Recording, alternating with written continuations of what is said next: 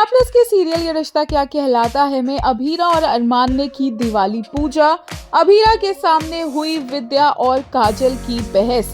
अब ये तो सब जानते हैं कि विद्या और काजल की एक दूसरे से बिल्कुल भी नहीं बन रही है और ऐसे में दिवाली की पूजा की सारी जिम्मेदारियां दादी सा ने दी थी तान्या को। लेकिन अब विद्या आकर बोल रही है क्योंकि अरमान और अभीरा की शादी हो गई है तो दिवाली पूजा करने का हक भी उन दोनों का ही है।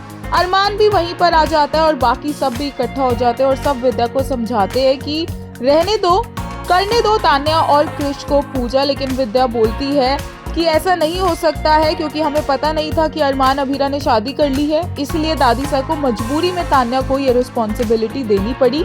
काजल भी गुस्से में आ जाती है और वो भी काफी कुछ सुनाती है, लेकिन विद्या बिल्कुल भी नहीं झिझकती और बोलती है कि तुम्हारे बेटा किस तरह के तो सब जानते ही है और दिवाली के मौके पे उसे पता था पूजा करनी है, वो फिर भी यहाँ पर मौजूद नहीं है, इसलिए तान्या जो भी सामान उसे दिया गया है पूजा का वो वापस कर दे, वो अभीरा को देंगी।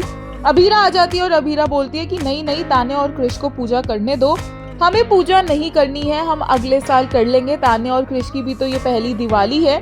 और इतने में तान्या से पूछा जाता है कि अगर ये पूजा उन्हें करनी है तो कहाँ पर है क्रिश। क्रिश तो कहीं नजर नहीं आ रहा है।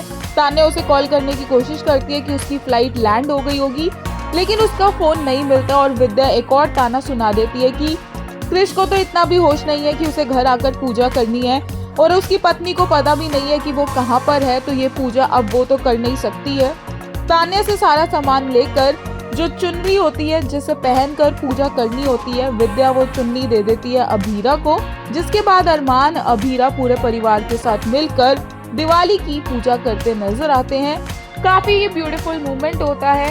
पूजा के बाद अभीरा सभी को तिलक भी लगाती है और सभी को आरती देती भी दिखती है।